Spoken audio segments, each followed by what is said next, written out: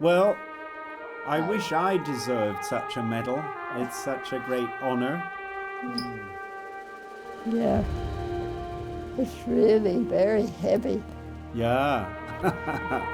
really heavy.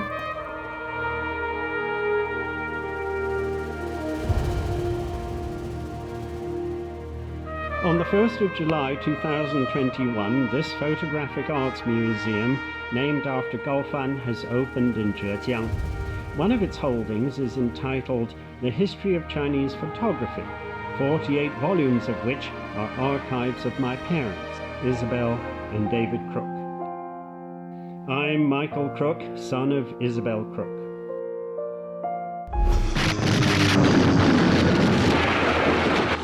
In November 1947, my mother came to China and arrived in the village of 10 Mile Inn, in the liberated areas.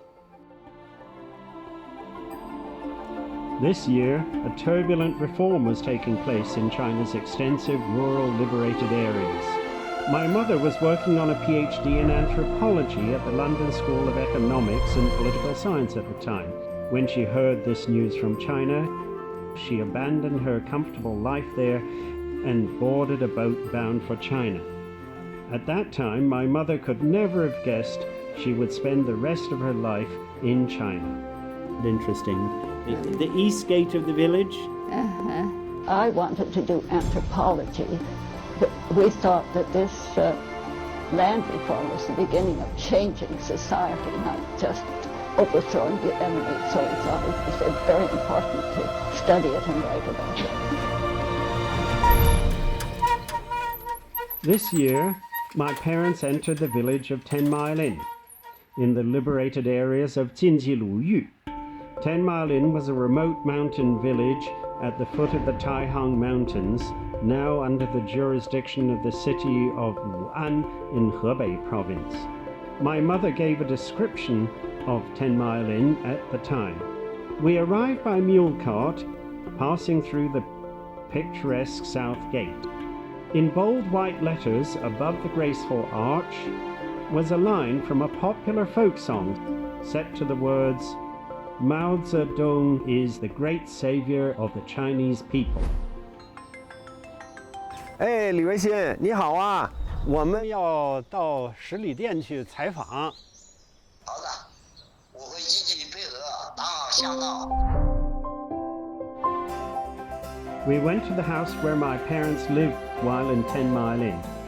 Here my parents lived and ate with the villagers.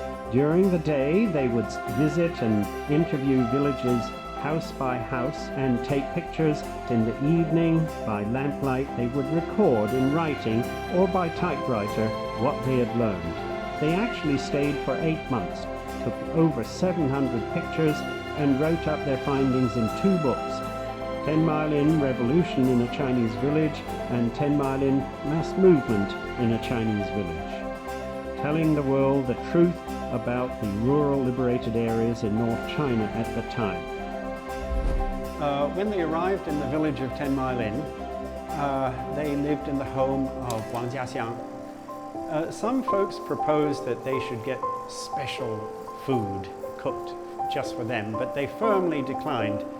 They insisted on having the same fare as the villagers, and they would bring their food out into the street and chat with the villagers as they ate. So in this way, the villagers no longer regarded them as foreigners out of nowhere. 过江了，俺姥姥了，这边住在这个庄屋上庄，这边在个后堂屋，克鲁克夫妇和玉后伯就住到这边的，玉后伯叫他住到这个后堂屋。I remember when they showed Bai Maui, she cried and said, "That's just like my life." But I realized afterwards there were many ways of suffering and not just poverty. In this reform, women were given land, the right to participate in local politics and social affairs, and the freedom of marriage. In this picture, women were spinning while attending a land reform meeting. During the 8 months my parents spent in the village of 10 Mile Inn, they recorded with academic rigor of anthropologists this great reform in China's countryside, which gave land to the tiller.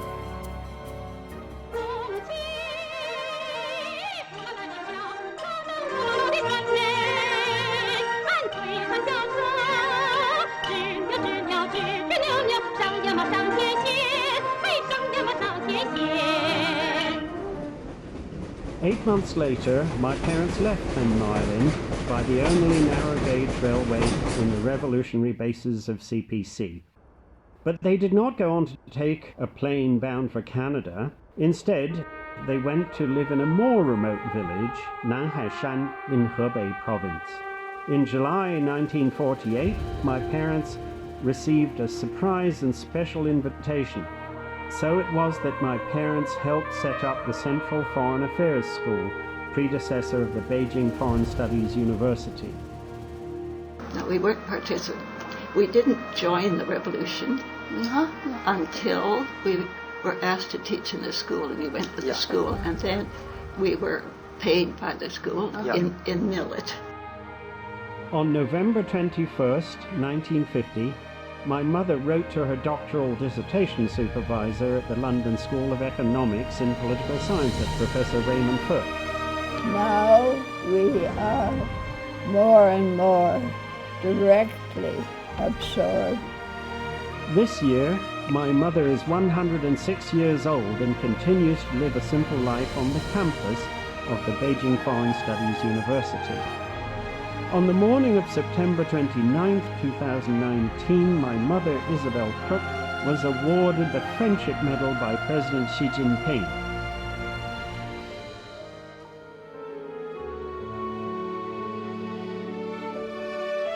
They are the product of over hundreds interviews we made at the home of Isabel Crook between the periods of October 2011 and May 2013, and more than 10 boxes of materials recovered from her home. These are an important part of the visual archive of Chinese Revolution.